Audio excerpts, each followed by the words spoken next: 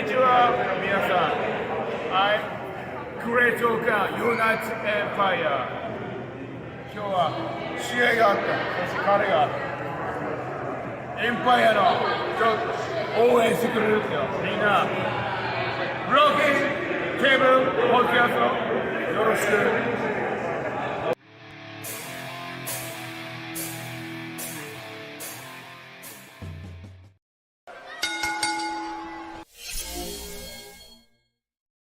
Ladies and gentlemen, welcome to the Broken Tables podcast. This is episode number 41. I am your host, Jeffrey Vegas, here as always with my co-host Rome, but he is actually on cam now, so we are super excited about that.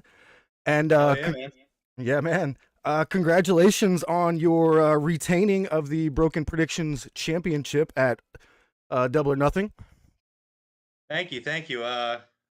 If you don't mind, I would like to kind of address, kind of what happened, just so, for those that were checking us out, you would know that Forrest came extremely close to taking the belt off of me. And, when I defeated him, I thought he was going to be respectful. You know what I mean? I thought this was a great contest, of two great wrestling fans, and unfortunately that just wasn't the case. He thought that he thought that he could call me like a cheap champion, a paper champion, due to the fact that he lost. I mean, I'm sorry that there's a champion's advantage in play here, but I mean, he wouldn't know what that is because he's never been a champion. So I just think that he needs to calm down a little bit. You played a really good game. I don't see you going off. I mean, you still lost, but that's just the way it is. Yeah. All right. Yeah, well, that's all I have to say about that. I don't want to hear about Forrest again until Forbidden Door. So. All right. Well, congratulations there. Thanks. Well, we had something planned here. Forrest was supposed to jump in and cut a promo on you here, but I'm not sure where he's at. So here's the problem, CR. I'm putting him back on. He's scared. That's what it is. He's I'm the champ, and he wants this. But does he really want it that badly? He's not even here. I'm here every single Wednesday. I'm here every single Friday. I make all my commitments. And so I just would like to see him do the same, but I can't expect that at this point. I mean, we got to talk about Forrest no-showing this segment here. I don't know what to think about this, man. He had me all set, ready to think he was going to show up and interrupt you in this interview, and he's no-showing us. I've known Forrest for, over a decade. He's one of my closest, dearest friends. But at the end of the day, I knew that this is what we were going to get from him. He wasn't going to show up. I knew he wasn't. He's not here every week. He thinks he could show up for a prediction show and then not even be here for the pay-per-view post show. He couldn't even be here to accept his loss in person. And I think that's all you need to know about Forrest. Yeah, I think he deserves that right there. Bam. All right. Well, thank you for everybody joining us on YouTube here tonight. Abogado, welcome. He says good promo, just like MJF tonight.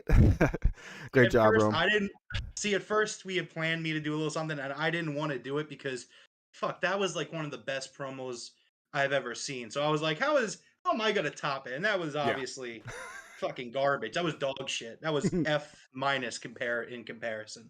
I mean, in comparison, yes, but if you want to go let's compare you to The Miz, I'll put you right there, man. Oh, stop it! Well, actually, it's kind of an insult because you're telling me that I belong in the Fed.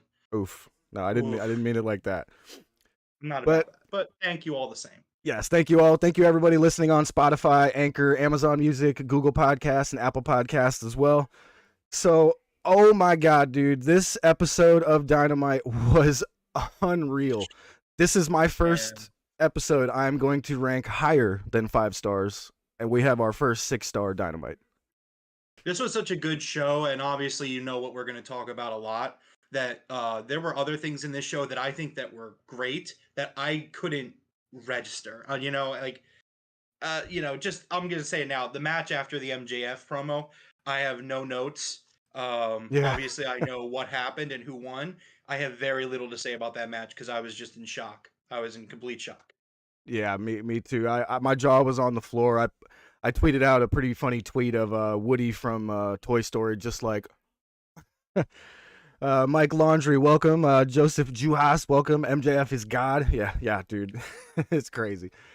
Well, let's get started with the recap here. And just like I was saying last week, we had to start off this show with CM Punk's music dropping, and sure enough, here we go with CM Punk's music. First thing on the show, absolutely loved it. Although they did cut his music to play FTR's music, and they continued to play FTR's music all the way to the ring. I really felt like CM Punk's music should have played all the way to the ring with his new title, but I think he'll get that in his singles match when he takes it. But yeah, man, this was a fantastic entrance. If you didn't notice the rampway, we have a fully digitalized rampway now. That was freaking awesome. I loved it. I also really love the tunnel screens that we got. Those tunnel screens were sick. Tunneltrons, whatever you want to call them. They were awesome. And I know that Tony Khan only really, busts out that stuff for like the special Dynamites, like the Arthur Ashe show and stuff like that. But like, man, what an awesome presentation for this show. And honestly, I think that if they here we go. Look who just joined us. Look at this. Look who finally joined us. Look at this guy. Oh my God. Yes, me, the guy, the rightful champion, the person who defeated you actually in predictions. Defeated me? What do you mean you defeated me? I predicted more correctly than you did. If I recall, and it's on public record, Forrest, it is. We could go back and you could see it. It was on our preview show. I believe you made a gamble. You made a gamble that you were going to, that you thought was going to push you over the top because you knew that there was no way you were going to beat me by regular means. So you had to take that extra shot. And, well, double or nothing. It looks like you got nothing, pal. All right. No, that's fair. Now, speaking of fair, if it was not for that gamble, you being a fighting champion, I'm using air quotes, would have lost if it wasn't for a gamble. So I say, how about you gamble this time? I say you versus me, one-on-one, already cleared it with management. You and me, Forbidden Door, baby. Well, see, you're trying to do this huge babyface promo, and I get it. The problem is I was going to defend it against you at Forbidden Door anyway. That's how the show works, bud. You wouldn't know because you're never here. I'm the guy that's here week in and week out trying to, make the show do well and make it successful. You're coming in here, what is it, your third appearance, fourth appearance? We still plug you on each show. We still talk about you, say how much we love you and stuff like that. And you're my brother, and I love you. But like, come on, man, don't come in here with this White Knight stuff. I want to talk about Dynamite, and you're doing this. Come on. And I want to talk about Dynamite too, and I will be joining you for the rest of the podcast after this. However, all right. However, you've already accepted the challenge then. Yes, absolutely. I'm a fighting champion. Yes, with those air quotes. So then I will be here for the rest of this podcast, and then I will see you again at the predictions for Forbidden Door, where I will kick open said door and take that title. Well, there you have it, ladies and gentlemen. The challenge was put out, one-on-one Forbidden Door for the Broken Tables Podcast Predictions Championship, and the challenge was accepted. I will actually be at Forbidden Door in Chicago, Illinois. So Rome will be running the podcast that night. So that should be an awesome night for you guys and me as well with the wife. All right, let's get back to this match. This first match was CM Punk and FTR versus the Gun Club and Max Caster. Man, Punk looks really good with that belt and the new black and gold gear. It fits so well. Yeah, I loved this match. I'm wondering if CM Punk and FTR want to go after some trios titles, because we all think, Tony's got those trios titles in his office or whatever. There was a few botches by Punk in here, but I actually don't blame them on Punk per se. I think this was a little bit of the fact that I don't think he's ever worked with the Gun Club, and it really looked to be a 50-50 blame on those. Like, it looked like both guys didn't know what to do next. So Punk went up for, most of the time it was like a drop kick or something simple, and the other guy just kind of didn't get it right away and just kind of made a miss. But I didn't think too much of it. There was only like one or two of them. I thought this was an amazing match, man. This was the first time I have seen Austin and Colton Gunn and been like, wow, these two in a couple of years are going to be really good. And I think it's Austin looks just like his dad, Billy, in there sometimes, man. Like, I love that kid.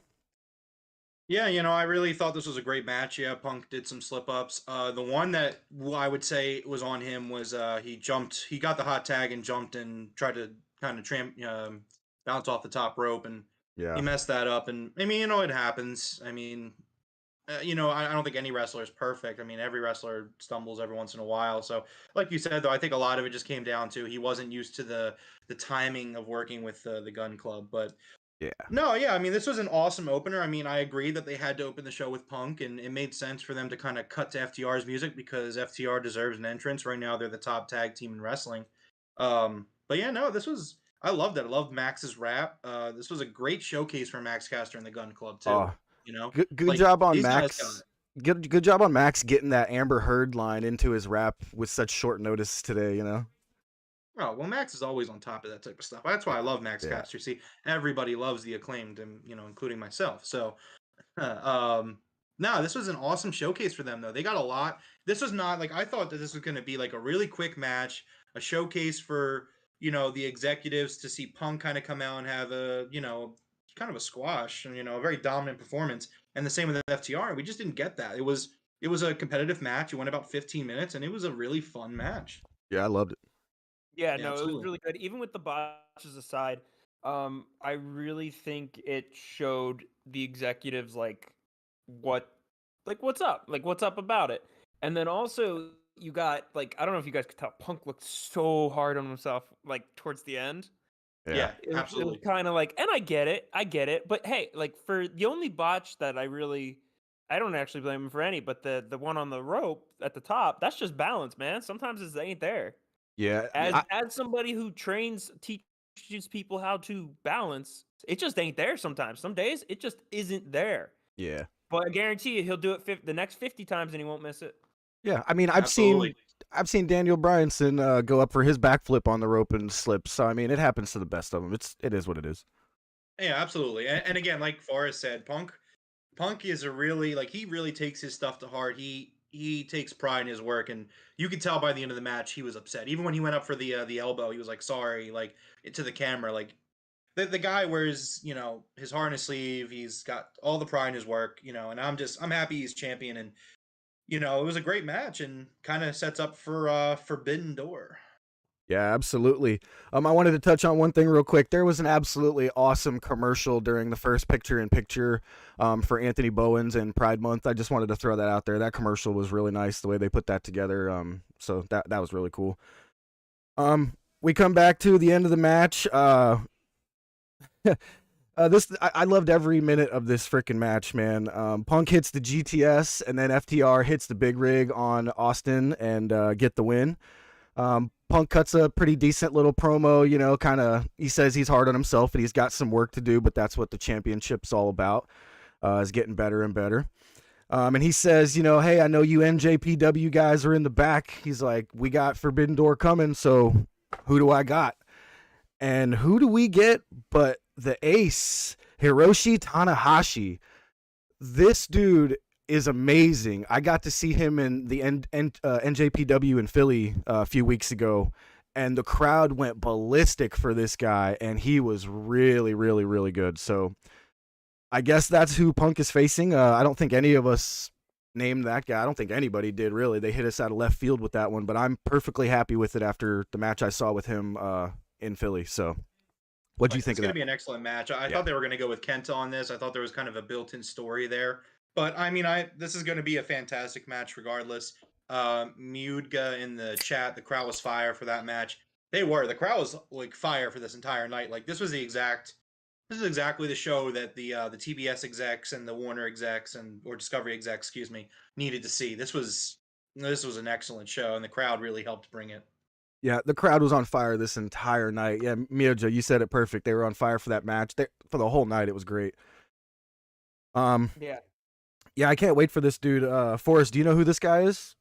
I recognize him. I recognize the ace. Yeah. I'm ready. I'm ready for that match. I think it's gonna be really good. I wonder, like, is there gonna be even more pressure on Punk because of it's the ace, you know? Hey, Like, or is it flipped around? I think this takes pressure off of both companies. If they would have picked anybody super important, like with a title or anything, neither company wants a champion to lose.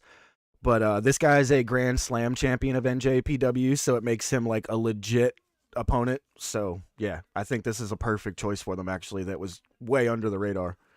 Agreed. Yeah, Forbidden Door is going to be an awesome card. I mean, even if you don't watch New Japan Pro Wrestling, even if you're someone like me who just doesn't really have the time to follow the product, like I know who Tanahashi is and I know what he's capable of. So I'm extremely excited for this match, and this is the match you want to announce first. This is going to be a huge match.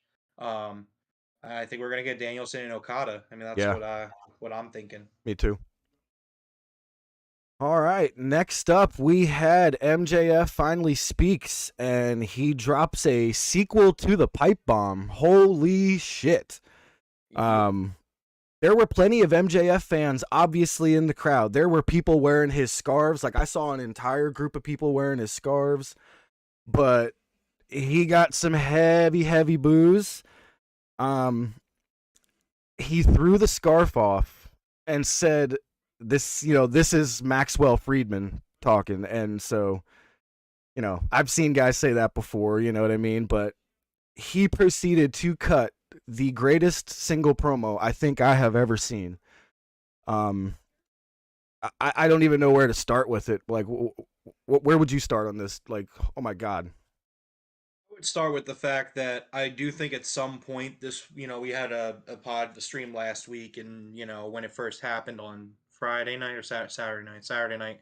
And I think at that point there was definitely some real to it, and I think here we are on Wednesday. I definitely feel better about the situation. I think that things got kind of ironed out, and I have to feel like it's a work at this point, but there was definitely a lot of reality and a lot of, rawness to it.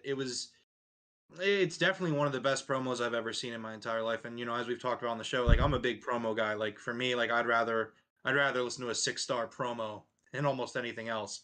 And this was that, man. This was so good that like I had trouble focusing for almost the next hour afterwards. This was just really great. I mean, obviously MJF, he kind of opens up, and like you're saying, he's talking like, oh, this is from Max Friedman, not Maxwell Jacob Friedman, and he's just talking about how he's frustrated, how he's fed up, and I don't agree with everything he says, but at the end of the day, it doesn't matter what the fans agree with or what Tony Khan agrees with. This is how the guy feels, and he's allowed to feel that way, and it made the promo that much stronger.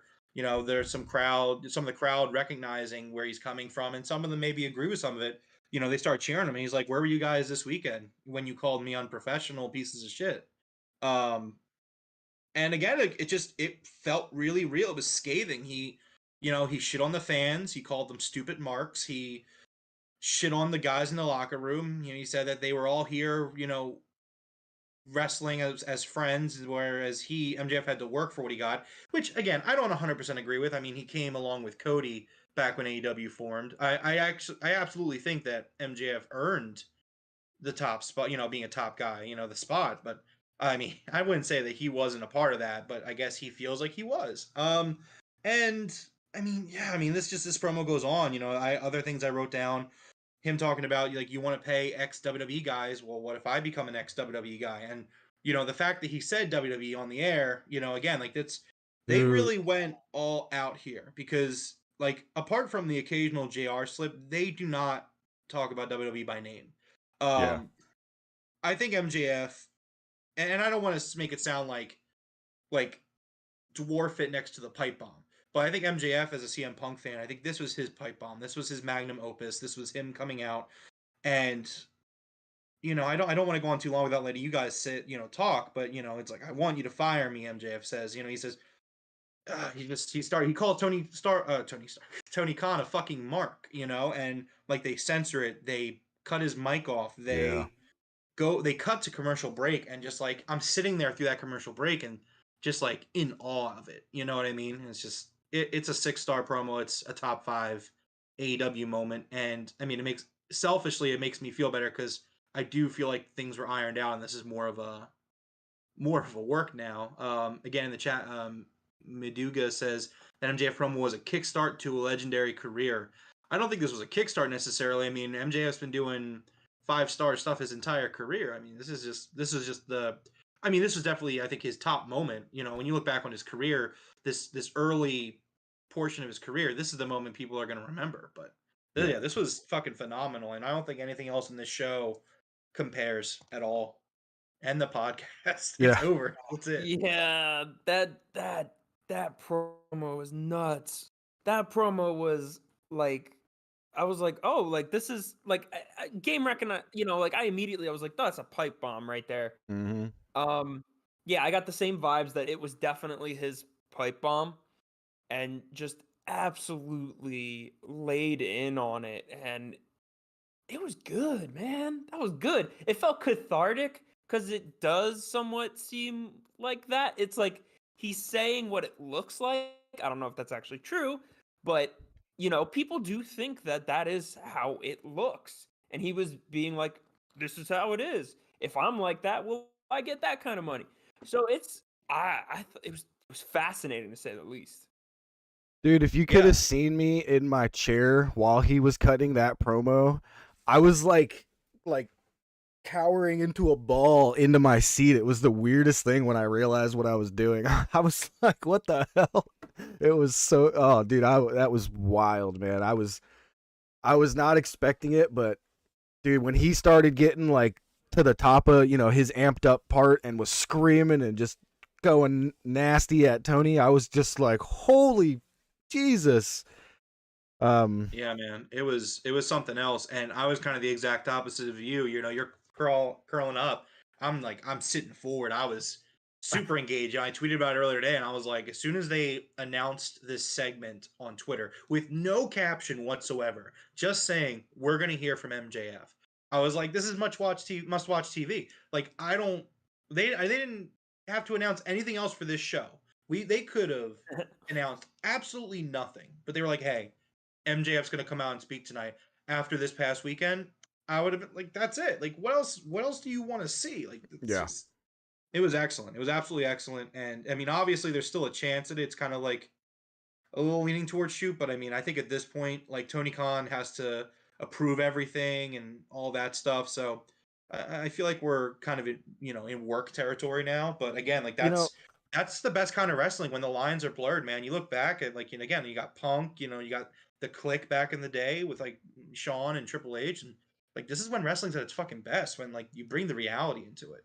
Yeah, and this was one of those like speechless moments. Like when it was over, some of us were just like, yep. And you noticed they didn't even mention it at all for the rest of the night. We came back. They immediately cut to commercial after they cut his mic.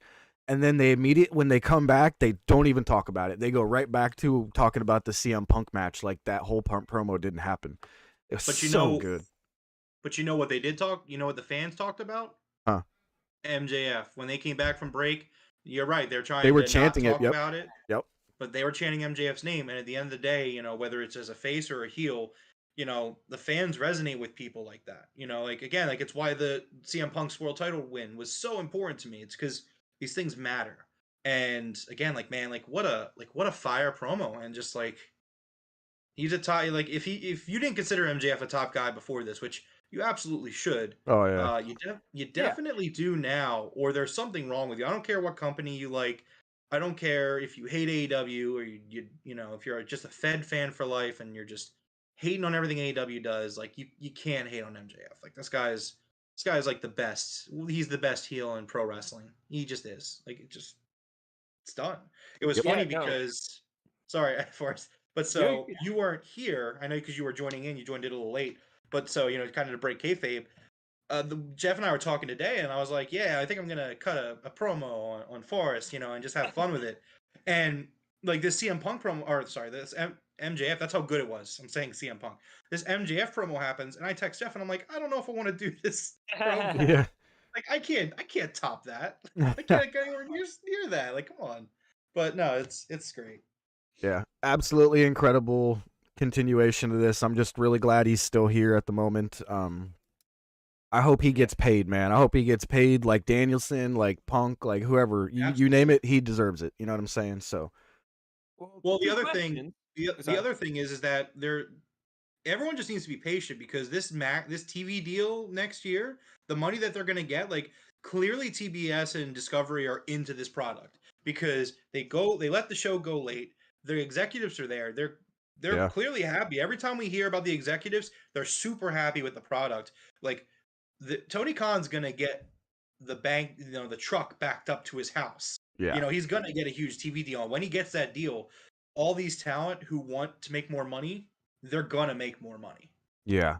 Yo, Mia just says there was a segment during the ad break where CM Punk came out to talk to MJF, but it did not show up on on TV. Yeah, I was actually gonna mention that. So CM Punk comes out, he tries to approach MJF, and MJF he walks out through the crowd. He avoids CM Punk completely. Wow. Yeah, I had on my notes. I was just I'm so no worries. That's crazy, man. That's awesome, actually. Real quick, I just want to mention your shirt, man. That Hikaru Shida Street Fighter shirt is badass. Holy shit, I love that. Man. I didn't even see that on the shop. Oh, it's a limited edition shirt. You can't get it anymore. Sick. I also have a Mox versus Guile shirt, and I feel like I have one more of these Street Fighter AEW shirts, but I forget which one it was. I was mad because they had a Malachi Black versus Akuma shirt, but I didn't have. I grabbed the CM Punk Championship shirt instead. For those of you that can't see it, it is Hikaru Shida with her kendo stick versus Cammy. That is freaking awesome. Yeah, I love this shirt. It's a fun collab too. All right, so next up we had a match between Johnny Elite, John Morrison, whatever you want to call him. He is Johnny Elite now, I guess. But real quick, I want to mention a sign I saw in the audience that made me want to punch someone. It said, "As your dreams is greater than Pokemon, you, sir, can go to hell." It's down. So I wrote this down for later in the night when I saw it, because again, this MJF promo happens, and I'm gone. Like, I'm spent for like a good 2 segments. Okay. And I see this sign during the main event. I wrote it down in the notes because, as you know, we track that here on the Broken Tables podcast for video game takes. What a dog shit take. I'm sorry. It's a bad take. It's a really bad take. I don't even want to at this point. That's funny. They dropped a Pokemon trailer today where they announced an open world 4-player multiplayer game, and you're gonna make that sign on the same day. You really think that that's what you want to do? That was a bad sign. I've seen some pretty bad signs, but you know what, Jeff? I'm at least glad that you know what Pokemon is, because the last sign, you didn't know what Earthbound was. It was really embarrassing, but it's okay. I have Pokemon permanently drawn all over me. I'm aware. Thank God. Maybe we gotta get you an Earthbound tattoo so you know what Earthbound is. All right, and so Johnny Elite comes out, and we get a really, really cool promo from Miro. The return of Miro is here, finally. This was freaking awesome, man. I love Miro. This was a freaking great match. I actually thought Miro was going to squash him, because I kind of had that idea to myself that, I was hoping Miro was going to squash his first opponent, but no, it was not bad at all. They had a great match, and Miro looks good, says his neck is all healed up and he's got no more sand back there, and whatever that meant. And he's all healed up. So this was a great match, man. Great match. Yeah, it was a good promo. I just kind of felt bad that he went on after the MJF promo. Yeah. Man, if I had one critique of this show, Tony Khan, I would not have put Miro returning right after this promo. Looking through my notes, I don't know exactly what you put here, because everything else was great. I mean, I guess the Wardlow. No, not even the Wardlow. I don't know what you put after it, but like for me, like I liked the Miro promo. I did get to hear that, but Yeah. like again, like this match happens. I have no notes for it. I was just kind of sitting there watching. No, yeah, Like it I'm was not just a absorbing decent match. any of it at all, admittedly. I had a little bit of a this was actually my first critique of the show was I feel that the promo, while good, should have been played on Rampage. And that he should have just came out as soon if those Yeah. sirens had just gone off and just went Yeah. "Brrr," and they're like, who's gonna be his opponent? And then you hear those sirens, and then Miro comes out. I think that would have got a significantly larger pop than playing the promo first, because then everybody was like, oh, okay. And then they popped louder for them anyway, but it wasn't as loud. So I think if you had let them conserve their energy and you just played the brrr, and then he came out and then used that promo later, it would have been good. Would have been a little bit better, in my opinion. 100% agree with you. I think the promo was unnecessary before he came out. I 100% agree with that. Yeah, I agree with that too. Yep. Again, I would have enjoyed that promo a lot more if I was able to pay a lot of attention to it. Yeah, exactly. Yep. But no, it was great. It was a great promo, which is again, shame it came where it came, but yeah. Yeah, no worries.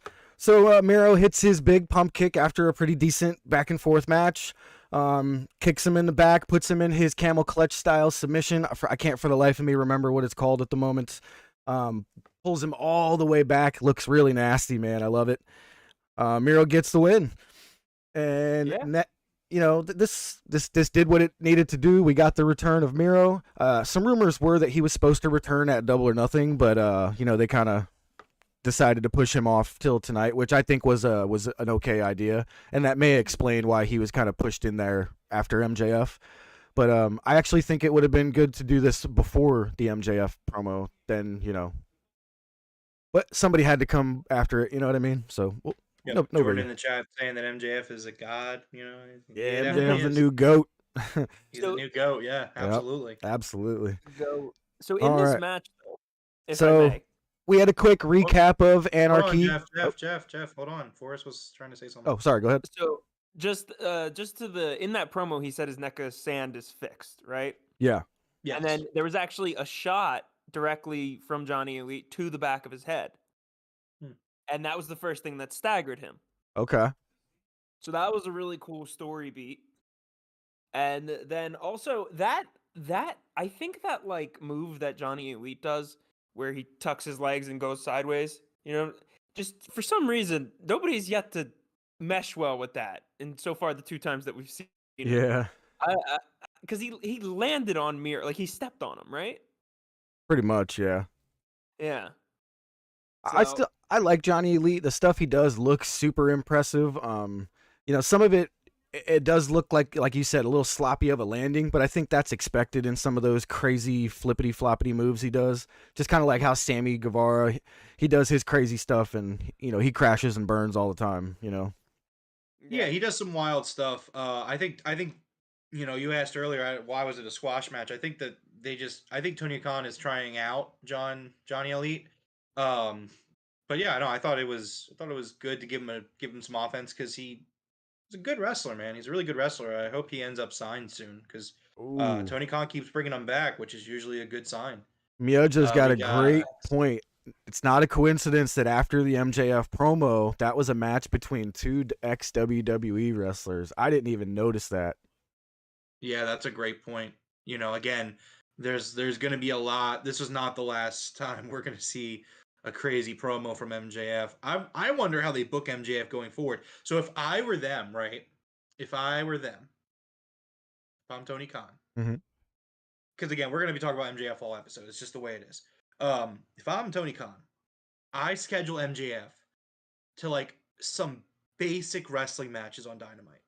Like I don't know, just a random match against someone who would be considered. I don't think AEW necessarily has a mid card, but someone who's mid-cardish. You know what I mean? Like someone who's not really doing anything, someone who's winning matches on Elevation, and just give MJF week after week these matches, and he's just like, what the fuck is this? Like, I'm not doing a program. I'm not running for a championship. You know, I would just keep going it. I would just keep doing that. Like, I don't, again, maybe even have him go against Johnny Elite next week. Have MJF versus Johnny Elite, and, you know, MJF's just frustrated. Just let the frustration continue to build.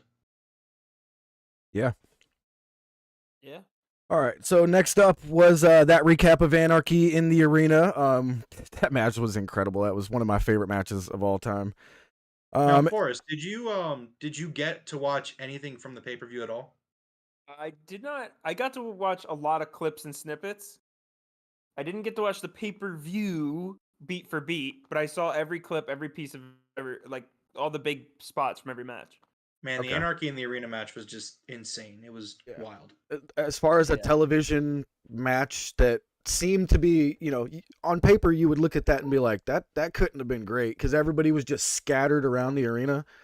The way that they did it was just perfect, man. The cinematography or whatever you want to call it, like it was live cinematography, but it was great, man. It was just so well planned out. I'm sure you've heard, but they played Moxley's music for the first 5 minutes of the entire match, and Jericho went over to the electronic section and grabbed the music thing and smashed it to make sure his music would stop. Like, it was just so good. Yeah, they talked about it in the media scrum. The idea to kind of have Mox's music playing, and it was a really great touch. They were talking about it during the scrum, and kind of some inspiration to New Jack, you know, which was really cool. Yeah. Because his theme song would play over all of his matches, just because he would just go in and just, you know, just fight, just, you know, it's very extreme. Yeah. As we could say. So the Jericho Appreciation Society comes down to the ring. Jericho only lets his music play for a little while before he screams, "Cut my music," and takes it away from the crowd. You know, gets a little bit of booze going. Cool Hand Angelo Parker starts off with a great promo from this dude, and he ends it with AEW Galaxy, appreciate us. I loved it. I love the fact they make fun of Roman. It's fantastic to me.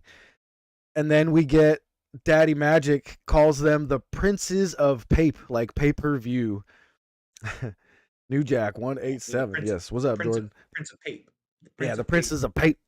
It was great. I also want to just say real quick that again, just it's the thumbnail of the video, and it's what we're talking about. Like, again, like there's a lot of, you know, you watch this show after listening to the MJF promo, and it's like there's a lot of stuff here that he's definitely kind of on about. Like, you know, they are talking about sports entertainers, and like Jericho's gimmick is that, hey, I'm a WWE guy. Like that's kind of what his gimmick is. So I did think it was really again, just kind of really brings value to the. I definitely have to say tonight was the most sports entertained I've ever been on an AEW show, and I welcomed it. You know what I mean? Like, this felt like they found that line of the professional wrestling mixed with that sports entertainment, and it just felt perfect to me, like from beginning to end. Well, so let me ask you this: what do you define sports entertainment as?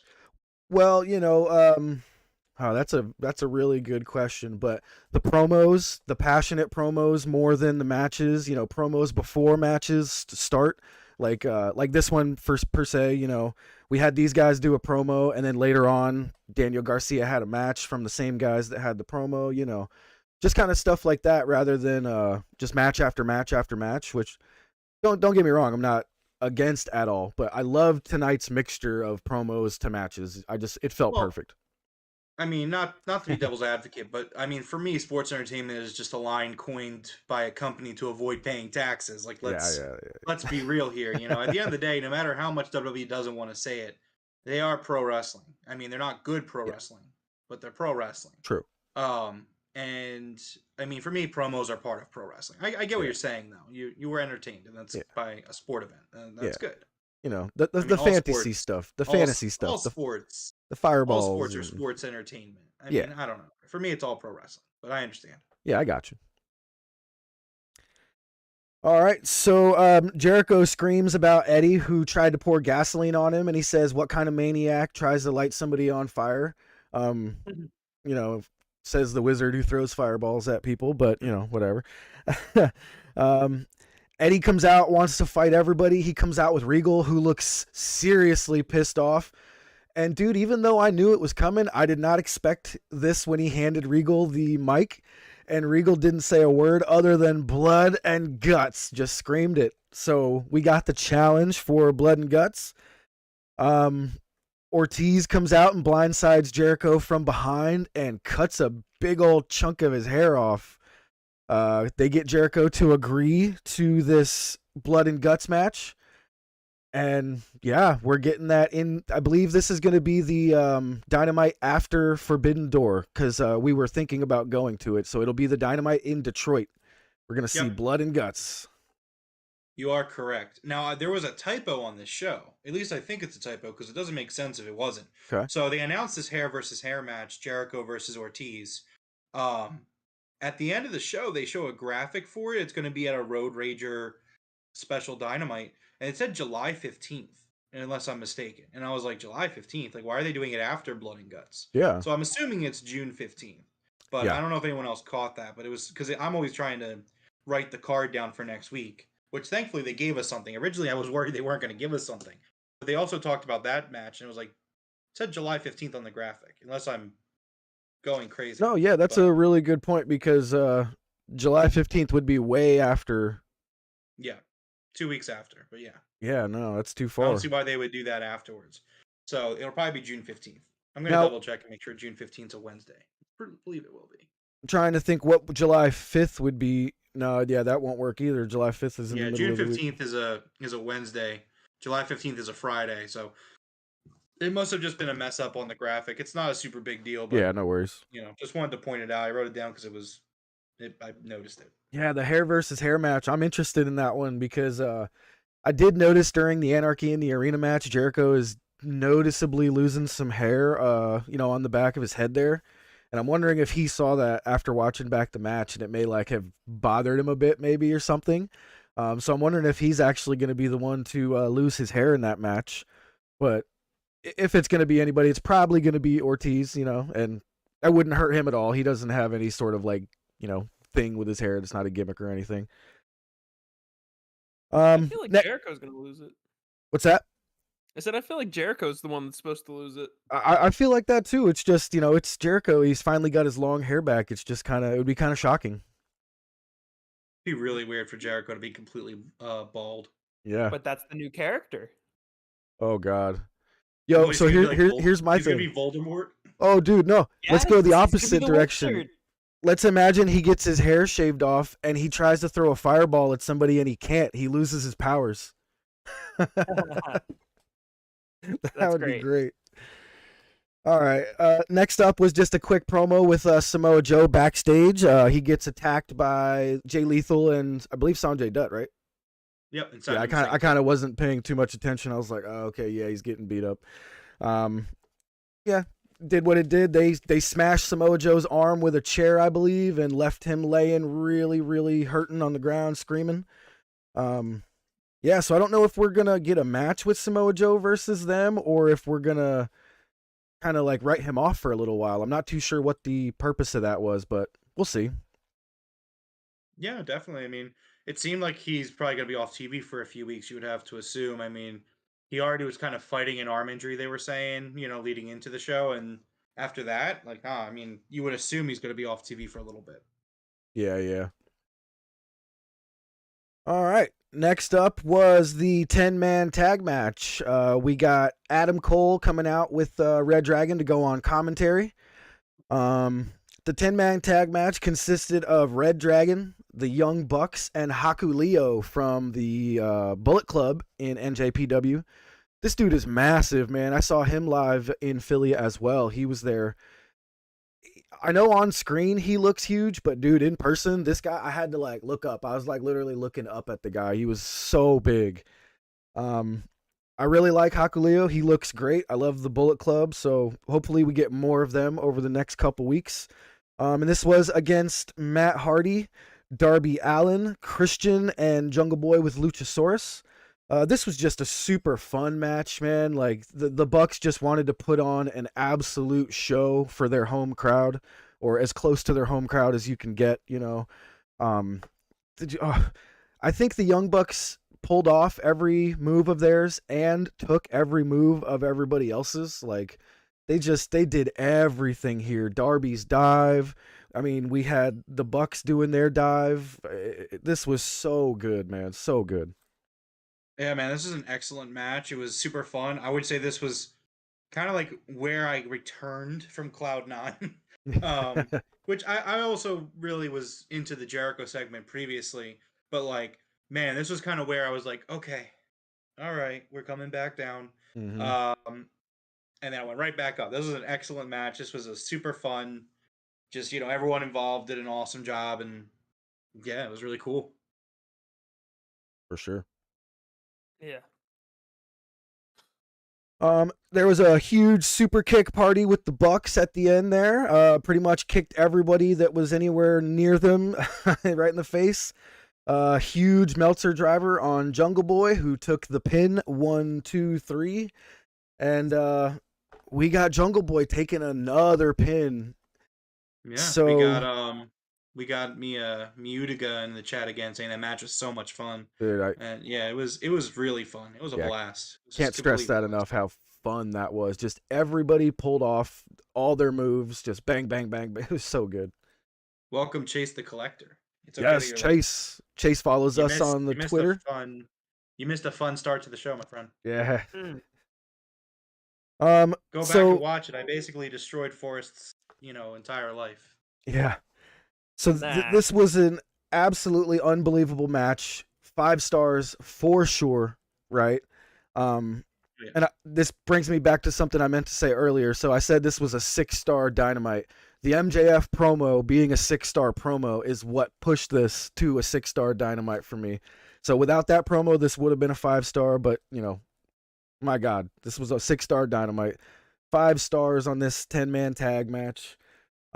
Just perfection, to be honest. I didn't see a single botch anywhere. Nothing that I saw was questionable in this. Just complete, absolute, amazing tag team wrestling beginning to end.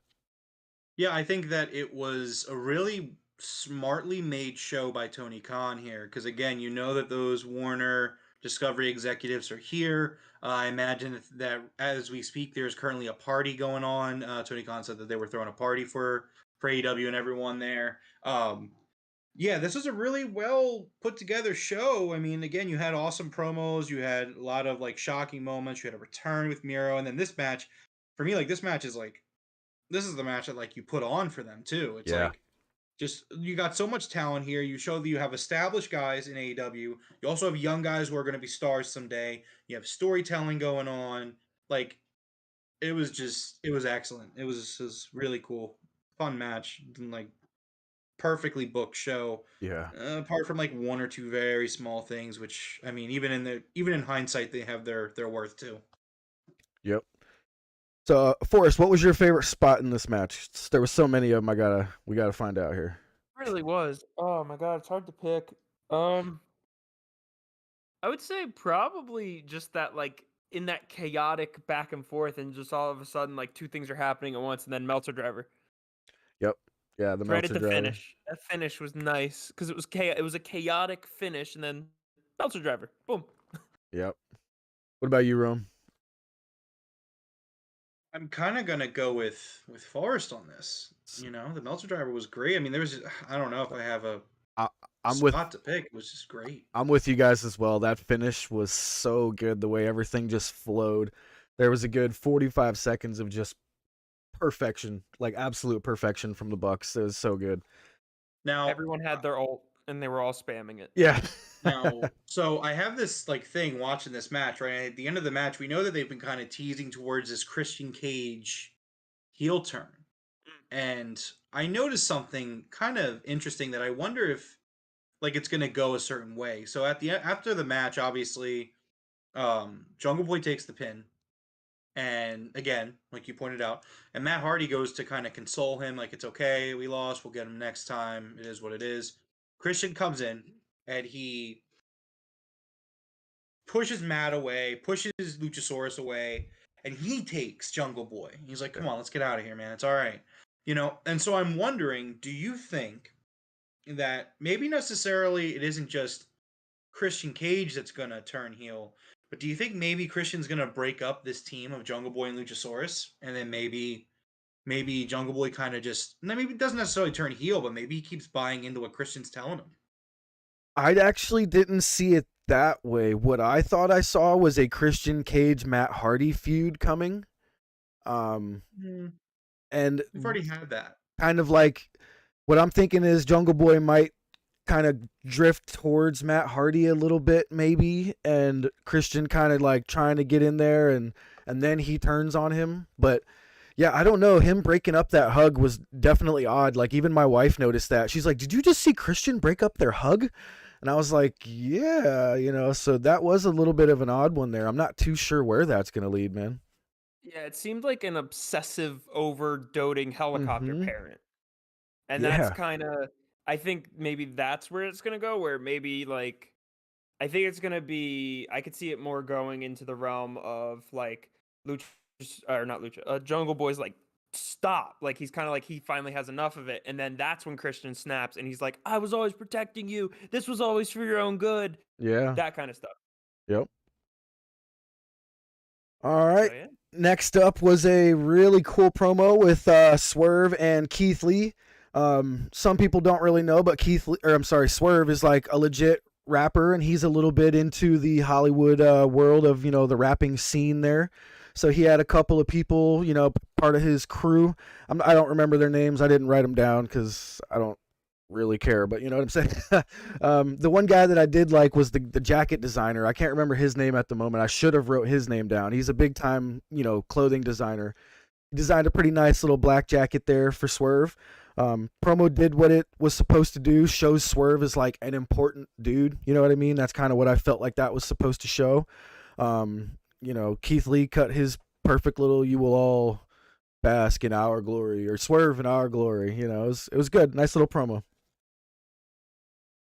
Yeah, I mean, it was fine. I see the value in it because I'm sure that in circles those guys are super important. I mean, again, it seemed like you wanted the one guy. I don't know who it was exactly because I didn't catch the names, but the one guy was talking about like MCU kind of. I don't know if maybe he's a comic writer. But he was talking Marvel. He said MCU. He is part of the Black Panther movies. I don't know if he said director or writer, but he is part of the Black Panther movies. I know that Ryan Coogler, I think his name is, that directed it, but I don't think they said that name. It's something like that. He did mention the Black Panther movies. I just don't know how that gentleman was involved, but yeah, he's involved in the Black Panther movies. Yeah, but again, I mean, it's just these guys are in some circles probably extremely well known, and it's just getting eyes on the product. They're in LA, and they even showed like Macaulay Culkin was in AEW, was in the crowd tonight. Yeah, that was wild. They just want to show. It's the same thing WWE used to do. They don't do it as much as they used to because they think they're above everything. They're not, but it's kind of like, all right, well, all the stars are out, and it's a great way to get yourself over, as a company. Yeah, absolutely. Yeah, this was definitely the town to do that in. This would probably not have worked in many other towns. Agreed. Everyone kind of just like, what? 100% agreed. But yeah, this is like the only time they could have done this, and hey, the execs are there. Why not? That's probably why they put this show in LA as well. That's a great point. The execs were there. Now, if they get it in their head that he's a star in the rap industry, they might be like, "Whoa, hold up here," So, good point. Yeah, I mean, TBS and Executive and Discovery. Keep saying Warner, Warner and Discovery. Like these executives, like this is the type of things you want to see on this show. Again, it was a very well put together show by Tony Khan to showcase to the executives. Who again, they seem very happy with the product, and especially with the main event. The fact that they put that main event on really kind of speaks towards what they want to see from AEW. I feel like this show was like, if you like this show, then this is the show that TBS and Jesus Christ, Warner and Discovery want to put on. This was the show that they want to see. So if you like this show, then you're on board for what AEW wants to be under, this banner. Yeah. Which is excellent. So. All right. Next up, we had the debut of Athena with Tony Schiavone. Well, I say debut, but first time she got to speak on the mic and stuff like that, coming out, being introduced with music, I believe. So she comes out and speaks with Tony Schiavone. She says she can finally say she is all elite, baby. That was nice. I'm glad, somebody said that. I like it. Jade Cargill comes out with Stokely Hathaway, the former Malcolm Bivens from NXT. This guy fits Jade and the baddies really, really well. I still love Mark Sterling. I'm probably going to have to get used to him not being there if he's not. Like, I don't know if they just removed him or what, but I guess I'll be okay with that. But I would like to see Mark kind of come back like, what happened to me? You know what I mean? Like, type of thing. But this was great. We had Anna Jay come out and Chris Statlander come out. We're going to have, obviously, a triple, probably going to have a 3 versus 3 trios match at one point if things go the way it looks. Or maybe we'll get a bunch of singles matches out of that one. But, this did its job. I think Athena... I'm not sure if it's going to be Athena or Chris Statlander now. What do you think? Do you think they're going to push Athena in front of Statlander now? I think Athena gets the first shot. I still think Chris Statlander should be the one to beat Jade. Me too. Jordan in the chat, Jade is the best women's promo in the biz, even better than Britt. I definitely think that she's definitely up there. I mean, I'm hard pressed to say who I would put over her in terms of a promo in women's wrestling. But I thought this was a really great segment. Stokey's really good. He's a really good talker. That was my first encounter with him, and I really enjoyed his stuff. I think that we're gonna get Athena versus Jade first, and I think Athena loses. I think that's the way to do it. I think Chris Statlander definitely needs something, and I think that her beating Jade elevates her. Which also says something about Jade and her progression. The fact that, here we are, a year later, and she's going to make somebody who was doing it before her. Not that Statlander, is better or worse. It doesn't say anything like that, but it's impressive that Jade can get to that point where that's where we're at. Yeah, no, I liked, well, also the perfect timing on the cut the shit, Tony. Huge fan of cut the shit, Tony. Yeah, me too. As I've said before. Yes, I like. What's his new name? I know him as Malcolm Bivens as well. Stokely Hathaway. Stokely Hathaway. Okay, that was as a publicist. Interesting. Okay, and I do like that how he was just kind of he meshed really well, as you guys said. Yeah. Yeah. He like slid right in there. He's perfect for this role. Yeah, that's a good way to put it. He slid right in there perfectly. Yep, that's exactly what I thought. All right, so next up was Wardlow back with his entrance and his old music. I was really, really hoping we would get some War Pigs music or something like that, but it's okay, Can't complain about... Go ahead. So Sean Ross Sapp did mention that is a new song. It's not the same song. It is new.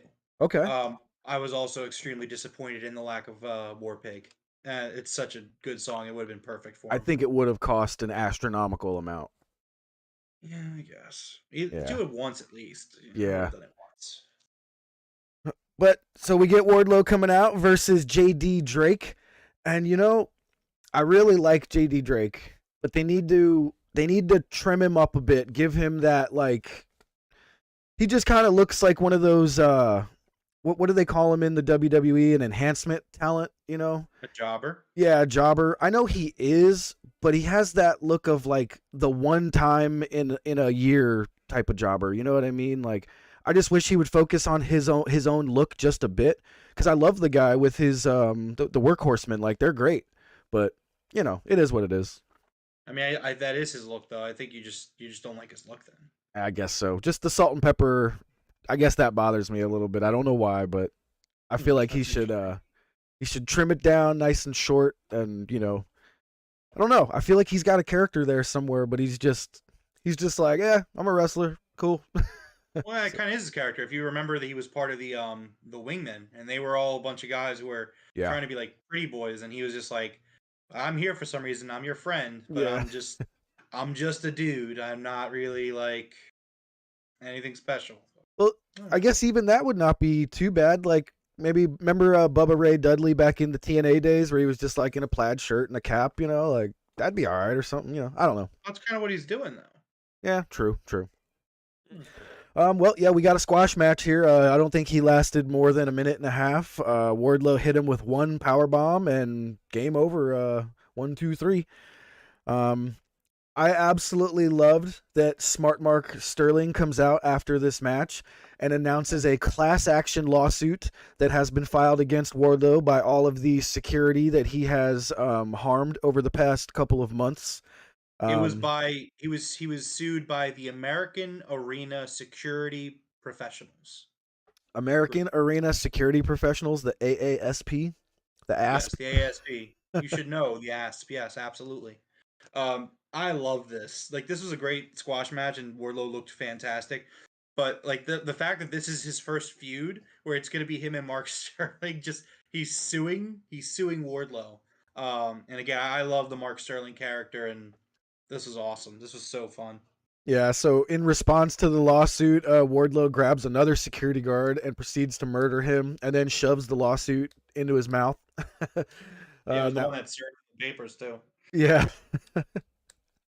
So yeah, good. one of the good things when he was approaching him, when the guy he's like, go serve this to him, and he didn't have, I guess he didn't have the mic in position or something, but he kind of goes, oh, this guy clearly doesn't watch the product, and then kind of drops the mic as if saying like, this guy's stupid for coming near me. Yeah. And then boom. Boom. That was so good. They have booked Wardlow so perfect over these last what? I mean, I guess you could say like 3 years, but over this past like couple of months, it's just been so good. I also really enjoyed when so Wardlow hits this guy that gets in the ring with him, and you just hear Mark Sterling yell, "He has a family." He has a family. Yeah. Oh, that was so good. Just excellent. Yep. All right, next up, we had a quick promo backstage with Scorpio Sky and Dante Martin. Dante Martin challenged Scorpio Sky for the TNT title. Scorpio Sky has named the belt Genie. I kind of like the name, but it doesn't really like roll off the tongue very well for a belt, I guess. But I do enjoy that name for the belt. I like it. That was cool. I thought it was a cool name. Scorpio Sky this is feels like the beginning of his title reign. Like, it's really taking off here. Like, thank God we're past the past storyline. It was a great promo from him. Dante Martin now, not so much. No. The guy just can't talk. It's not great in-ring professional wrestler, but just not a good promo. This is I feel like Tony keeps putting him on these spots to talk, and it's just not very good, which is fine. I mean, he has his strengths. He's an amazing athlete, and these matches he puts on are incredible. But it's like, man, like I just don't want to hear him talk. Dude, I've been saying it since day one. If he had the mic skills of his brother, and if his brother had his skills in the ring, they would be like one of the most incredible tag teams ever. But sorry, go ahead. Go ahead. No, go ahead. I think Darius is actually super talented. It's more so the fact that Darius just can't seem to stay healthy. I think he's super talented too, but Dante's just got that second gear, you know what I mean? It's just wild to see him sometimes. But yeah, man. Jordan in the chat saying that Scorpio Sky's belt is named after Jeannie Buss, who is the Lakers owner. Bam. Now it makes even more sense, and I like it even better. Look at Jordan coming through once again. Yeah, Jordan, that's why you the mod, bro. That's why you got that wrench.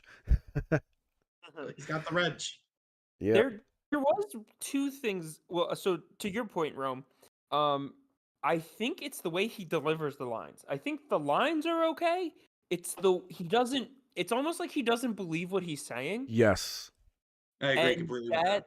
Really kind of creates this flat, like, delivery. Yeah. But I will give him credit for this one thing he did. he stopped Scorpio's snap. I really like that. Because Yeah, that Scorpio was ends cool. every promo by snapping and then it goes black.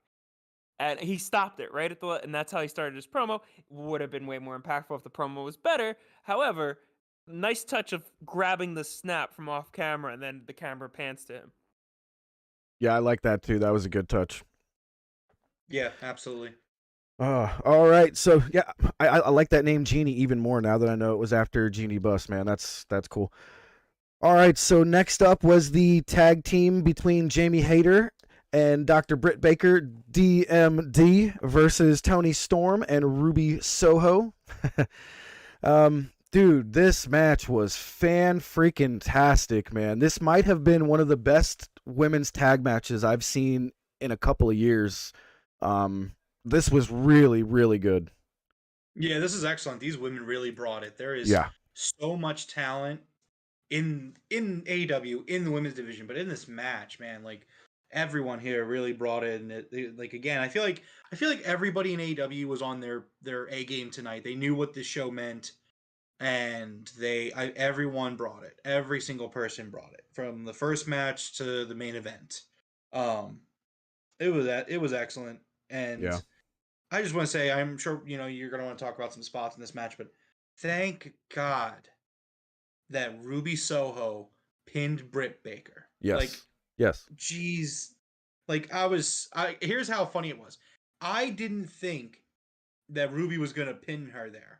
Like, she hits her finisher and goes for the pin, and I'm like, oh, Britt's kicking out of this. Like, I was surprised by the ending because, like we talked about on the pay-per-view review show, I just, for me, it's like at this point, Ruby Soho, like, I need to see her win matches before I believe she's going to beat somebody. And, thank God, because they very easily could have given Tony Storm the pin here. But, yeah, I mean, just thank God. Yeah, I mean, exactly what you said, man. Thank God Ruby got the pin here on Britt. And about halfway through the match, I kind of felt like, I was like, Ruby has to pin Britt in this match. This has to happen. And sure enough, that's what we get. Ruby hits both of her finishers, actually. She hit her first one, the, what's that called? The No Future. Britt reversed her pin into the attempted lockjaw. She didn't get the hand in the mouth there. Ruby gets out and hits her with the Destination Unknown and gets the 1, 2, 3. This was just fan-freaking-tastic. Big T, everybody was definitely firing on all cylinders. Yeah, I mean, if I've ever seen four ladies, have a really good night, this was it. This was just great. Absolutely great. Yeah, this was honestly my match of the night. Yeah, good. I don't blame you. Like, it was the best. It was also the only match that got a "This is awesome" chant. It was. I did write that down, actually. Yeah. And it was like Big T said, everyone was definitely firing on all cylinders. Everybody looked good. It made me excited for. I really want to see that Jamie Hayter Tony Storm match. I want to see them go at it because they were trying. I think Jordan in the chat said that. Yeah, definitely. Yeah. Oh, Jordan says I want to see that match really badly. Jordan says, "Give me Jamie Hayter versus Tony Storm for 60 minutes in a 2 out of 3 falls match." Oh, yes. So, absolutely. Yes, please. Also, to answer Maduga's comment, should they bring a women's tag team titles to AEW? I think they should. I think that they definitely have the talent there. They definitely have the roster, and they have teams. Unlike other companies who have the same titles, they have enough teams to have a tournament if they wanted to, which is more than you can say about most. Yeah. So speaking of which, remember the women's tag tournament that they announced because Sasha and Naomi have relinquished their titles or been stripped from what they say? Now they're postponing that because I think someone in the back realized, oh shit, how are we gonna have a tournament with no teams? No offense, Jeffrey, but that was kind of what I was taking a dig at. Oh, I know. That's great, dude. Like, Jesus. But like, what are you doing over there? Like, oh God, like I don't want to be that. I like focusing on the positives of AEW, but like I can't help it sometimes because it's so just ridiculous to me. But like, what are you doing over there? Like, you have a tag team championship, right? Regardless of whether it's for men or women, it doesn't matter. You have a championship, and in that division, you have one team who is the champions. And then as soon as that you take that out of the picture, they have nobody. Like they can't even do a tournament. And then then they're dumb enough where they're like, let's have a tournament because that sounds like a great idea. Because in a perfect world where WWE is actually doing the right thing, it does sound like a great idea. But they don't have anybody. They just don't have anybody. You know what it sounds like? It sounds like Vince was like, yeah, just say we're going to do a tournament. It'll be fine. And then when he actually sat down, he's like, okay, I got a minute to do this tournament. He's like, okay, what teams are we going to put in? And they were like, sir, we have no teams. And he was like, what? What do you mean? And they're like, we have no teams, sir. And he was like, shit, just cancel it. Like, that's really what feels like happened. Jordan in the chat saying that, you know, he would like to see a women's only, maybe like an hour-long show. I think that could definitely work. I think AEW has the roster for it. They have the women's championship. They have the TBS championship. They definitely could do that if they want. That's something they wanted to do. I mean, I think they could do it. Yeah, this actually reminds me, you mentioned earlier about the best women's promo there. Jordan, there's a show on YouTube, WoW Superstars, or I'm sorry, Superheroes. It's a all women's wrestling. There's a lady on there named Jessie Jones. If you guys want to see some of the best promos by a female wrestler, go check out Jessie Jones. That chick is fire. Nice. But yeah. Again, Ruby Soho gets the pin on Britt Baker. She really, really needed that pin. I'm very glad she got it. I hope this is the beginning of a, like Anna Jay did, a 15-match, 16, 20-match win streak. And we'll see where she goes from here, you know? I do want to point out again how awesome that Owen Hart tournament belt looks on Britt with her gear. It just looks like it was made for her. I was going to let you guys know when I do have the Broken Predictions belt made, it will be in the image of that belt, or at least the shape, you know, the plates will be in the shapes of that belt. Well, for now, you know. That will be the placeholder for now. It is perfectly. This is the placeholder championship. A championship. Excuse me. Hold on. Championship that Forrest. I hope you can see my video, Forrest, because this is the closest you're ever going to get to this title. Oh, it'll be very close to me when I'm there for Forbidden Door, because I will be raising it while you are lying there in defeat. That's even if you can find your way out of that shithole that is New Jersey. Like, come on, man. Are you really going to be here? Like, I mean, come on. Seriously? I will be there. All right. Wouldn't mind that as a special Saturday night thing. I would like that too. I actually wouldn't mind a AEW all women's wrestling on a Saturday night. I think that's actually not a bad idea. You know, kind of the way that they do those Battle of the Belts. That would be nice. Crown some new AEW women's champions, tag team champions at the event. I like it. Yeah. That would be nice if they did a women's only pay-per-view with Stardom as well, since NJPW's men only. Yep, I do agree. But, all right, let's move on here to our main event of the night with Jon Moxley versus Daniel Garcia. Dude, another amazing match. Like, I try not to sound like a broken record, but I want to just be like, oh my God, what an amazing match. Like, I've been saying that all night, which is why this was my first 6-star Dynamite of all time again. This was my favorite episode of Dynamite that we have ever seen. This match was just incredible with Regal and Jericho on commentary. That was hilarious, those two going back and forth at the beginning of this. Yeah, really something I love love that Jericho said was because it's my favorite Jericho gimmick ever. But I was the man of 1,004 holds, and Daniel Garcia knows 47 more moves than that. Just like, yes.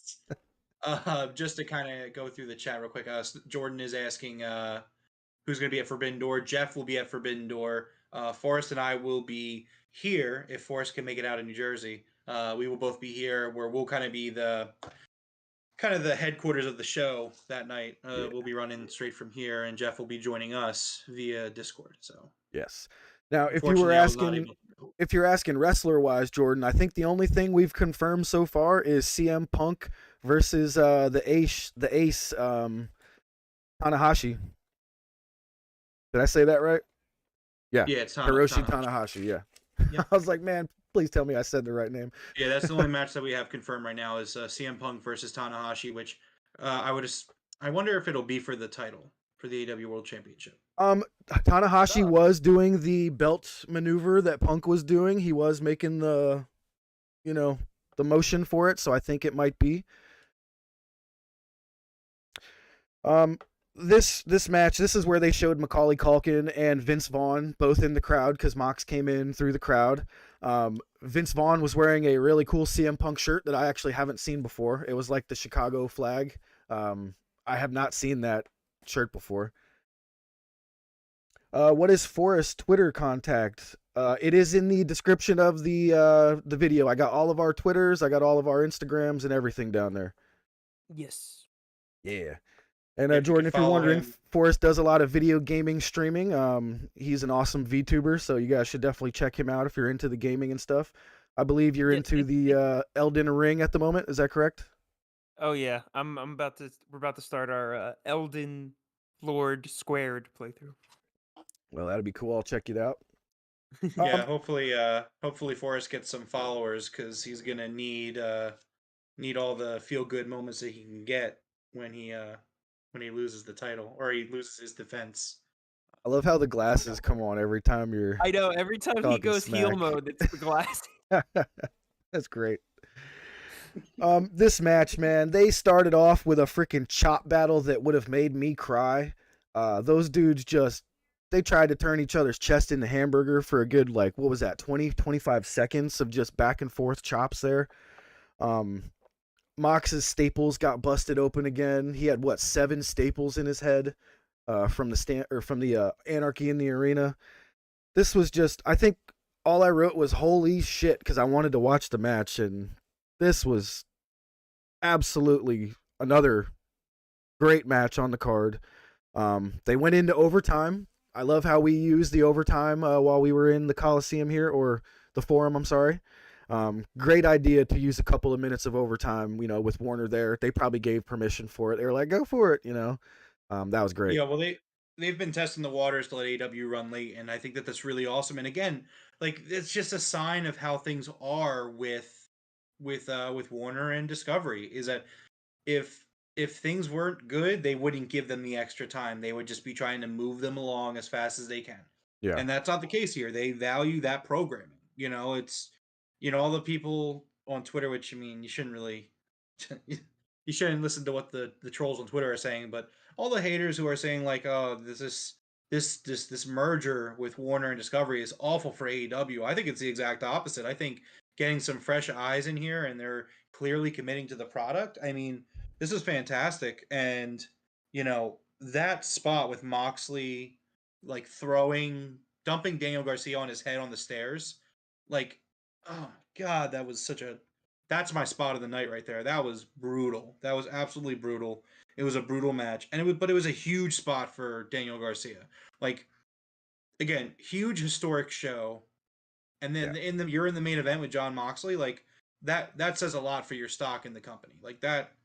That says a lot, in a few years when some of these top guys kind of step down, he's part of that next generation, and it was a really cool spot to put him in because you could have put, I don't know, they could have put someone else in this spot in the JAS. Yeah. They could have put Jericho in this spot. You know what I mean? If they were really trying to grab the ratings, you could book Moxley versus Jericho in this main event and still have the desired outcome. But they didn't. They went with Garcia, and that says a lot about this company. Still trying to be big now, but also a smart company. They're thinking about what happens 5 years from now, 10 years from now. They're being smart. The way that they're pushing their young wrestlers is just absolutely just 10 million times better than anybody else I can think of right now. Absolutely. Yeah. I almost, during that match, I almost flashed back to Yuta.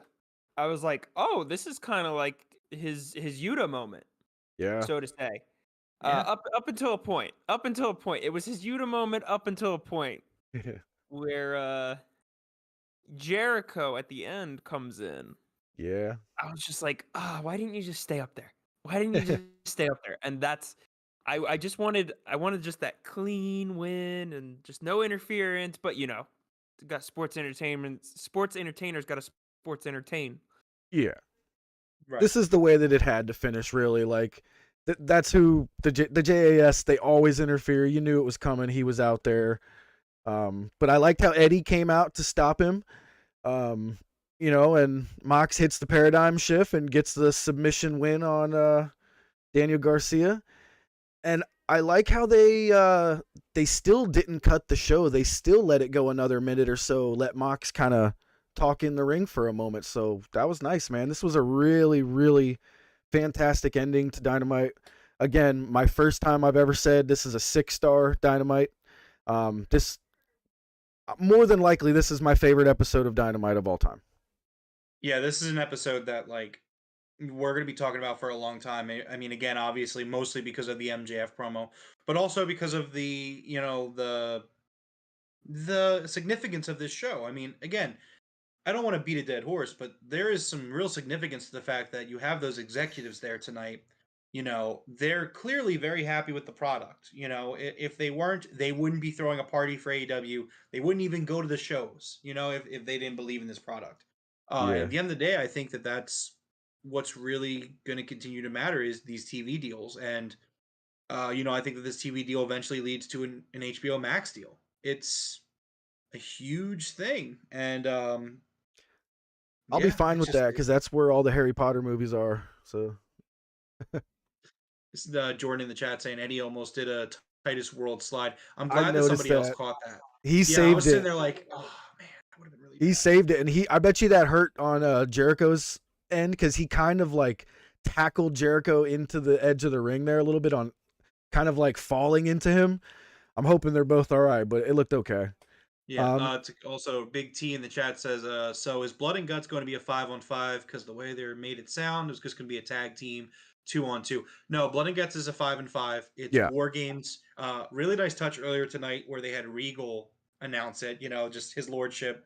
He always announced War Games for NXT, and that was a super nice touch. Which absolutely, I mean, I think everyone saw it coming, but it was still awesome. But no, it's going to be 5-on-5. Yeah, they didn't exactly specify it, but that's the rules of it, I believe. So, well, yeah, I think what they're doing is they're telling, because this is what Moxley's promo kind of was at the end, if you want to call it a promo, that's or right, whatever. His minutes on the mic was him being like, "Yeah, I'm joining in on in the Blood and Guts," and I'm like, I wonder if they're gonna tell the story of like they got to get Santana, each member to agree to it. That's a good idea. And then they got to get Daniel Bryan, the last one, to agree to it. Yeah. So great point. And he'll probably have to I could see at Road Rager they have a match between Eddie Kingston and Daniel Bryanson before, just to settle the beef before they go into the cage. And then he's like, "All right, you beat me, I respect you. We'll go to Blood and Guts together." Yeah.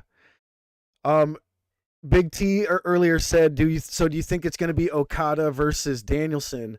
That's the most likely one, but Danielson already said if it's not him, he wants Zack Sabre Jr. So that would be a great match also. But now that I think we got Punk versus Tanahashi, I do believe we're going to get Okada versus Danielson. That'll be the match. That is a massive money draw. The U.S., North America, absolutely loves Bryan Danielson, and NJPW, Okada's, there's no one bigger, so that'd be great. Yeah, I agree. Jordan also says with the execs there, getting that Ring of Honor show lined up, oh yeah, oof. I'm telling you, I think if we get that HBO Max deal, that's where Ring of Honor should live and breathe. Kind of like a show like the Dark and Elevation maybe over there, but I'm not sure what his vision is right now. It looks like Ring of Honor is just going to exist across the AEW plane right now. So I don't know. No, so he said that he wants it to be kind of its own thing, but also there are times where they can cross and intersect. I think right now he's just using Dark and Elevation to keep Ring of Honor kind of going a little bit, but I have really enjoyed the Ring of Honor Women's Championship being defended on Dark and Elevation. That's a new one. I said Daniel Bryanson, huh? That's a new one. I think Forrest said it actually. I think. Maybe. It's just the inverse of each other. Right. We've joked about it in the Brian past. Danielson. I don't know what it is, but I think we were going to our first Dynamite show together, and you guys were like, "How do you just flip it like that?" Like he was Daniel Bryan, then all of a sudden I was just like, "Oh, he's Brian Danielson now." Like, Yeah. just like I don't know, it's just natural. Yeah, Rome had no problem whatsoever. The immediate switch, and we couldn't. It was months before we got it right. I was They'll just mess so it up. happy that he was there.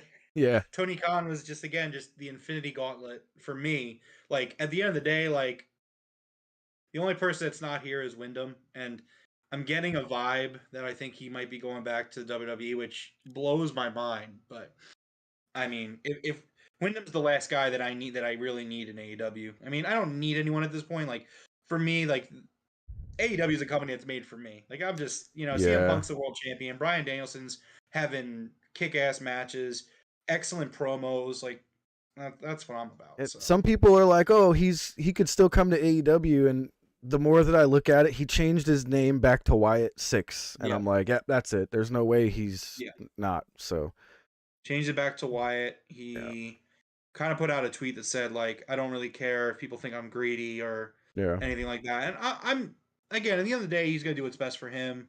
I'm disappointed. Like I don't know. Like I think he might want to go out on his own terms. I think his character was, destroyed before he had any say in it.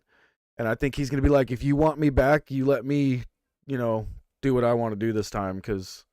But the problem is that WWE's made it clear that like they don't want to give people that kind of creative control. They've made it really clear that that's not something that they're interested in doing. Like you could kind of tell by like if you look back at like I don't want to like I'm going to use the word, but WWE propaganda. If you look at like documentaries they did about the rise and fall of WCW, like they constantly were like, well, it's because you gave this guy creative power and this guy creative power. Like they don't say that for no reason. You know what I mean? Like it's their story. It's WCW's story told from their lens. And then I don't know. It's other things like that. But I don't think they're just gonna give Wyndham or Wyatt creative freedom. And it's just like you can go back there if you want, but keep in mind how you were booked for 5 years. This is coming from a Bray Wyatt diehard. Like the reason that I'm no longer a WWE fan, the final straw was Bray Wyatt. Yeah. And again, it's just like I just think he's going to be at Hell in a Cell on Sunday. I agree with Big T. Yeah. But Jordan's right. He was disappointed creatively. Like I don't understand why he would go back there, but maybe it's just a swerve because he's always super cryptic about this stuff. I mean, I'm holding out a little bit of hope because Rampage is live this week. Yeah. So maybe, but I mean, I don't know. I have this bad feeling that like life's not perfect, and it would be too perfect if Wyndham ended up in AEW. So I'm expecting myself to be disappointed in that. Which again, like I don't know why he'd go back. I mean, he was just so disappointed with this, with his creative. Like the whole time he was there, like they kept just shutting down his stuff, and he kept just being awesome, and they just squandered it. I think Mia just says it the best. I won't mind him going back if he's treated better, but I don't trust them at all to treat him better. Like that's a perfect way to put it. But I hate to say it, but if he goes back, it's going to force me to watch whatever episode he's on. So I mean, I definitely understand it. There's definitely intrigue there. He was my guy, man. Like he was like legit my dude for the last almost like 5 years. Look, ask Forrest. Forrest will tell you, like we would watch all the WWE pay-per-views together. Like that's my guy. Like again, like when CM Punk left and like Daniel Bryan was like retired, like Bray Wyatt was my number one. He was my favorite wrestler. And I loved everything he did. Every single promo this guy put out, everything he did, I was like drawn to it. I was fixated on it. I couldn't not watch. I don't know. It just seems a little. Again, like I just feel like life's not perfect. So that's my reaning for why he's going to be in WWE. He's going to be in Hell in a Cell on Sunday. There's no way that Tony Khan's going to give me Bryan Danielson, CM Punk, and Wyndham. Like there's just no way. Like I just don't. I'm gonna blame myself for the fact that he's gonna sign with WWE again. But like, best of luck to him. I mean, if he thinks that he's gonna have a better run of creative this time around, go ahead. I mean, like you said, part of me is super intrigued to watch him. But like, I mean, I still don't see I don't feel super good about watching that product still. So I mean, I don't know what I'm gonna do. But I mean, look what they've done with Cody and Seth Rollins. Cody has defeated Seth Rollins over 20 times since he got there. This is insane. But like, we all know that we all know why Cody's being booked as strong as he is. Like we know, like they want AEW guys to come to WWE. They do. They've had a huge problem with making stars over the last 20 years. They have an extreme deficit of stars. Like, how bad is it? Like, thank God from their perspective. Thank God that Cody signed with WWE, because like you have Roman stepping back and he's doing less. Like they're like, man, thank God Cody's here, because they're gonna strap that belt on him and he's gonna be the guy. You know? Yeah. It's What up, Juggernaut? What's going on, man? So yeah, man, that was Dynamite tonight. Again, I can't stress it enough, man. I'm gonna say this for a while. That was my first 6-star episode of Dynamite. Just absolute perfection, beginning to end. The MJF promo is what pushed it to 6 stars for me. That was just, I mean, that promo felt like he was hitting, like he was talking to my soul, dude. It was, remember when Jericho was getting yelled at by Eddie Kingston and he was like sinking back in his chair? I was literally doing that while MJF was yelling at us, dude. That was wild. Yeah, so that's the top 5 AEW moment right there. That was just an excellent promo that we're going to talk about for years to come. It was historic. Yep. So go ahead and give us our Rampage rundown. You got what the matches are for Rampage? Yep, so we do. I do have the Rampage card. Like, I didn't think I was worried they weren't going to announce anything. Dynamite's a little thin next week, but I also have a match announced for Dynamite too. So this Friday on Rampage, they're going to be live. I believe they're in Ontario, California. Live show. We have the Young Bucks versus the Lucha Brothers. Woo! Which that's going to be certified banger, absolutely. Absolutely. We have Athena making her AEW debut against Kiera Hogan. Nice. And we have the TNT title, Scorpio Sky defending against Dante Martin. So 3 matches? 3 matches. Again, it's a live Rampage, so like, you know, normally when they do the not live, the taped ones, they can kind of edit some stuff down and kind of squeeze things into an hour. These are going to be live matches, so I mean, we might get like a promo or a segment somewhere in there, but it's going to probably be just the 3 and like maybe a promo. Yeah, it might be a Hangman promo. I didn't see a Hangman match. Is Hangman wrestling? Somebody from, I think, New Japan? No, that's Dynamite. That's Dynamite? Okay. Yeah, I was about to get to. But to answer Big T in the chat, what's on the card Friday where you can see Bray showing up? I mean, looking at this, just the TNT title, but it's not time to take it off of Sky. So yeah, I don't see him showing up on Friday. It's not. But again, I mean, they could do a segment. There's a possibility they do a promo. I mean, also at the same time, there's no guarantee that Wyndham is coming anywhere, debuting anywhere this week. He's just active on Twitter. He's clearly signed somewhere. Based off what he's saying, we know he's signed somewhere. We just don't know where yet. So this isn't necessarily the end of it, but I mean, you know, we'll hold out hope. We'll see what happens. Maybe maybe we get lucky. Maybe we live in the timeline that does get CM Punk, Bryan Danielson, and Wyndham. If that happens, you know, I don't know. Dude, I don't know what I'll do. With as bad as the world's been, like you said, there's just no way we're that lucky, dude. No, there's no way. We're not living in the perfect timeline. There's absolutely not. I know Forrest is definitely not living in the perfect timeline. Oh, maybe he could show up in the Bucks Lucha Brothers match? Maybe if he shows up with some sort of a group? Maybe, yeah. I could see that working. That definitely could work.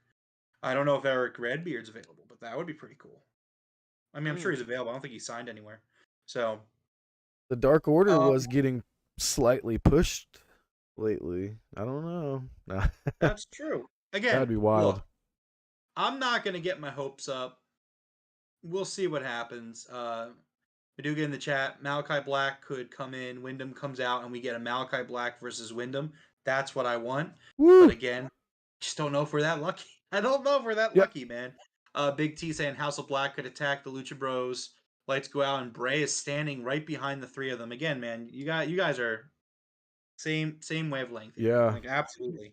Like, That's what I want to see. I would love for this to happen more than anything, but we're not that lucky. The world's crumbling around as we speak, and I guess we did get our first good news in a while. Team Johnny Depp won, so maybe maybe we're about to start on a trend of good news. Yeah, and absolutely, like, look, Wyndham, like, logic says Wyndham's not going back to WWE. Logic says that Wyndham wants to be somewhere where he can be creatively happy. That's something that's always been super important to him. He's also charging a lot of money based off what the reports are saying. Oh, yeah. And I feel like if Tony Khan goes to the executives and says, hey, I want to sign this guy, can I get some extra dough? I could see it happening. So let's, I just don't want to get my hopes up. Yeah, At the end of the yeah. day, that's where I'm at. I'm not going to sit here and, I need more fantasy copium. book it, entertain it. I All the hope copium. so. Jordan again saying debut with his brother. That would also be amazing because apparently Bo Dallas has been getting into shape. Yes. I don't know. Yeah. It could be, could not be. Yes. I love Bo Dallas, man. I hope they do come back together. Yeah, absolutely. And then on Dynamite, we only have one match announced. Hangman Adam Page versus David Finlay from New Japan Pro Wrestling. Oh, okay. I was wondering what he meant earlier when he said sorry, Finley, but yeah, okay. Yeah, he was referring to David Finlay, not Finlay with the shillelagh. Yeah, no shillelagh. No shillelaghs. Please, no shillelaghs. All right, guys. Either of you have any news or any worthy things you would like to talk about real quick? No, I mean, we pretty much covered it. The only news thing worth talking about outside of AEW tonight was the Wyndham news. I mean, obviously we will be covering it. We'll see what happens. We'll figure it out. Yeah. I don't know what time Dynamite's or what Rampage is on. I would assume Rampage is going to be on at 10. I haven't heard anything that it's not going to be on at a normal time, and I don't think the NBA Finals start yet. But if anybody knows what time, let us know. Jesus Herrera, what's up, guys? Just got here. What I missed? You missed the whole show, my friend. We are basically on the wrap up right now. So it seems like, okay, so the this Friday episode of Rampage seems like it's going to be at the 10 p.m. time slot. And then the following week, 6/10, June 10th, it looks like it's going to be on at 6 p.m. Maybe. Okay. It makes sense while the NBA playoffs are going. It'll be the finals. Yeah. It should also, kill they're the on the ratings West Coast, too, so it would make sense if they go live at 7 there because it'll be 10 here. So it makes sense. Yep. I agree 100%. Jesus, it is absolutely amazing to see Miro back. I've been wanting to see him back for a couple of weeks now. I love Miro. He's been one of my favorite for a long time. Hell yeah, no more Cody Watch, Wyndham Watch 2022, baby. It has begun. I know, again, like I thought about doing it. I really did. I was sitting there today, like kind of yesterday reading the tweets and stuff, and I was like, are we going to do Wyndham Watch? And again, I want it to happen so badly that I don't want to like I just want to let it play out because it's like we could do Wyndham Watch if everybody really wants to, but we're for sure we're going to do it each episode. We'll do a mini update. So, yeah. All right, well, that's the update. I mean, he tweeted out. Do you want me to go over the tweets or? No. So actually, did you hear anything about a couple of negative Vince tweets from him that he deleted today? I didn't cross my timeline. Why? Someone in chat mentioned that. Let me go back and see. It's probably way back there. Looks like it was Jordan. It was Jordan. Jordan, what did he say? Did you happen to catch those tweets? He made a negative Vince tweet, but he has since deleted it. What did he say? While Jordan gets back to us, I'm just going to read the tweet that concerns me about why I think he might be going back to WWE. So he says, and I quote, this was yesterday at about 5:39 p.m. Excuse me. I'm tired of watching, tired of hearing irrelevant clowns speculate how I'll be perceived, tired of hearing about my greed, my desire questioned. Wherever and whenever I decide to return, I'll remind everyone why they know my name. Again and again. Believe in me. Hashtag I found it. So I found it, I think, means his passion, because the WWE had killed his passion for pro wrestling. I hope so, man. Again, I don't want to assume the worst. Yeah. It's just I just feel like I don't want to get my hopes up. This is the one time I'm not going to get my hopes up. Agreed. So like usually I do, and but this time I'm not going to do that. Like you I'm just retweeted it and it's gone. Okay. So hypothetically speaking, Bray shows up on Sunday at Hell in a Cell, and what segment does he interrupt? I'm gonna be honest with you, Big T. We don't watch the E as much as you would imagine. I know Rome doesn't watch it at all. I catch segments here and there of stuff that I feel like watching. Right now, it's pretty much only Cody segments that I watch just to see what they're doing with him. I will say this: I did not live, but thanks to the magic of the internet, I did happen to hear a Seth Rollins promo from Raw about Cody. It was I just want to say, Seth Rollins, you get it. Yeah. You understand. I hope that was a shoot. Seth basically said you don't get to shoot. destroy the throne and then come back and take mine. That was great. You know what?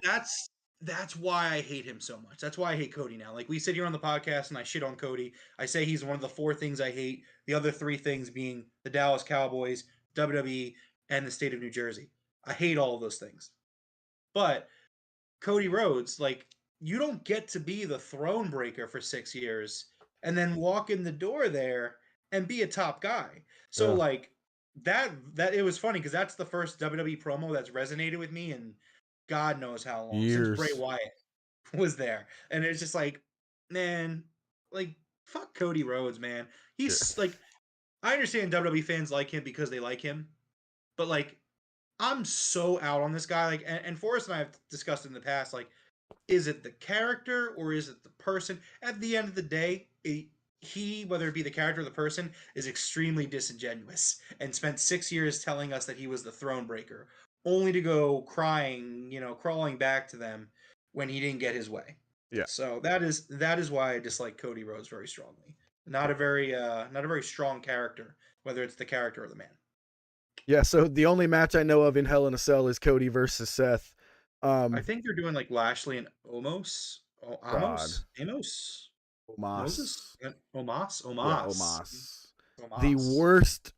Dude, I swear to God, I will take Great Khali over Omos. Dude, this guy. Ugh. I'll take your word for it, which is saying a lot because, in my opinion, Great Khali is probably the worst professional wrestler in the history of the universe. So if you're saying that, I'll take your word for it. Dude, they gave this dude AJ Styles for a year, and it still didn't help him at all. Like, well, what can you do? Yeah. All right, man. I think that's going to do it for us for the night. Forrest, thank you very much for joining us tonight, my dude. Thank you for having me again. Not a problem, man. Rome, go ahead and close us out. All right. Well, this has been episode 41 of the Broken Tables podcast. If you enjoyed this episode, please consider giving us a like and subscribe or follow, depending on where you find us. Thank you for listening to us on YouTube, Spotify, Amazon Music, Google Podcasts, and Anchor. Thank you to those who are hanging out in the chat with us tonight. Feel free to join us again in the future. You can follow us on Twitter at Broken Table Show or on Facebook and Instagram at the Broken Tables Podcast. We go live on YouTube following every single AEW Dynamite, Rampage, and pay-per-view. Forbidden Door is coming up. Jeff will not be... Well, I guess you'll still be on the show. Jeff will be there, but, Forrest and I will, definitely be here doing the pod. Forrest is in for a very, very disappointing time when he loses against me again. And I win for the second time. You didn't win. Look, all right, so here's the thing, right? What's your argument here? Because at the end of the day, you told me, right? Like, Jeff, I don't want you to do any work, but I want to start the podcast next podcast on Friday. I want to start it with the clip where I said, Forrest, you can make this gamble if you want. It's a gamble. It was a break in the rules. Champion's discretion. I let you make this gamble because you felt like you needed to do it. Did you or did you not make the gamble? And we agreed on losing the point. We agreed on losing the point. And did your prediction of the Garganos and Kenny Omega happen? It did not. Did it? No. Correct. So I don't understand how I'm some sort of, not the legitimate champion when you were the one that made the bet. I was like, are you sure you want to do this? Like, I tried to help you as a friend. I'm all about competition. But, like, if you're going to make a gamble, that's how life works. Hopefully you never go to Vegas, because if you go there and you try to gamble your house away, the wife's going to be very unhappy when you lose that house. So that's what it is. All right, great job tonight, gentlemen. Everybody, you guys all have a wonderful night. Coming up in the future, I have a really, really fun way I'm going to introduce to you guys for us to do our giveaways. You guys will have a way to battle each other, so it's going to be really cool. But as of tonight, everybody, have a good night. Top Guys out.